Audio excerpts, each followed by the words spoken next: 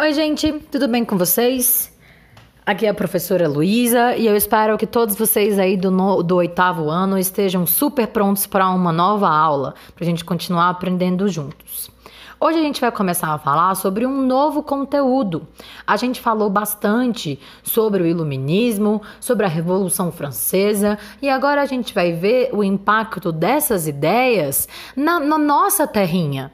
A gente vai falar um pouquinho sobre a independência das Américas. Como esse território vai ser transformado de colônias agora em nações. Então vamos lembrar, gente, que do século XVIII e no século XIX, tudo muda. As mudanças na Europa vão causar impactos em suas colônias. Lembrando que a maioria dos países europeus tentava manter colônias, principalmente na América, para extrair delas a riqueza. Né? Várias riquezas como ouro, como várias matérias-primas e as colônias vão se configurar como a principal fonte de riquezas para esses países europeus. Então, toda a riqueza daqueles reis absolutistas que a gente viu, que o Iluminismo vai contestar todo, da onde que vem essas riquezas todas? Das colônias. Então, uma das principais consequências das revoluções burguesas que a gente vem estudando é exatamente a emancipação política dessas colônias, de grande parte da América Latina, que agora ganham governos próprios. Lembrando que os Estados Unidos, né, a América do Norte, a parte da América anglo-saxã, já tinha se emancipado lá da Inglaterra em 1776, no século XVIII ainda. Os Estados Unidos é o primeiro país a conseguir deixar de ser colônia e virar uma nação. Espelhado no seu exemplo, a gente vai ver várias outras colônias vão tentar fazer a mesma coisa. É muito importante que a gente saber que são vários processos de independência e cada um é diferente do outro. Cada um acontece no seu próprio ritmo, com os seus acontecimentos, com os seus próprios líderes. E a gente tem que entender que, por exemplo, os processos de independência da América Hispânica, das colônias que eram dominadas pela Espanha, vão ser totalmente diferentes da América Portuguesa, da colônia portuguesa, a mais importante delas, o grande território dominado por Portugal, que somos nós, né? Hoje em dia somos nós, Brasil. Então, as principais diferenças são que na América Hispânica, nos países que vão se tornar aí, né, Argentina, Uruguai, Paraguai, Chile, Peru, Bolívia, etc., vai haver uma extrema participação popular, enquanto na América Portuguesa, no Brasil, a participação popular é muito pequena. Na América Hispânica, há uma intensa fragmentação desse território, né? Como eu disse, não surge um país das colônias da Espanha, e sim diversos países. Enquanto o Brasil, a colônia portuguesa, consegue manter a sua unidade territorial, gerando esse país gigante em que a gente vive, né? E além disso, as ex-colônias da América Hispânica vão se tornar agora repúblicas, inspirados lá nas ideias do Iluminismo. Enquanto que no Brasil, o modelo político que vai ser instaurado não é a república, e sim a monarquia. No Brasil, a independência é atingida através de um acordo entre elites, sem romper com a estrutura colonial, por exemplo, a estrutura econômica baseada na exportação de matérias-primas.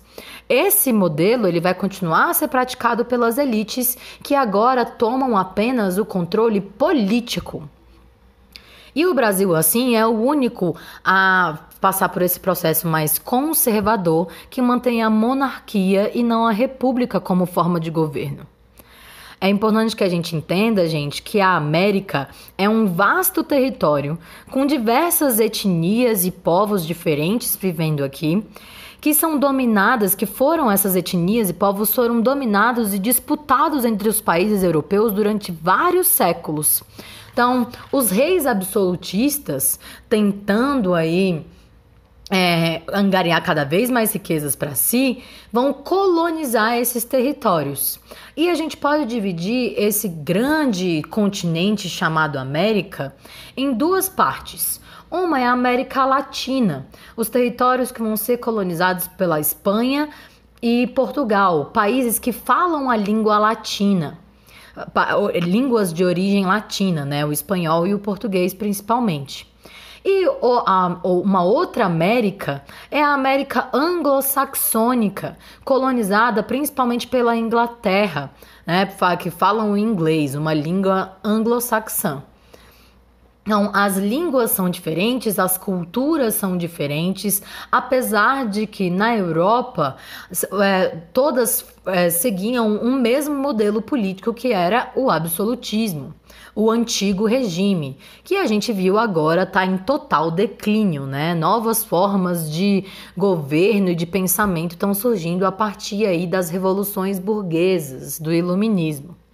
Então, a partir desse movimento de fim do absolutismo, cresce a importância da burguesia, dessa classe social formada por comerciantes, e cresce também a importância do capitalismo industrial, que vai substituir o mercantilismo, aquela forma de economia baseada nas colônias, na acumulação de ouro,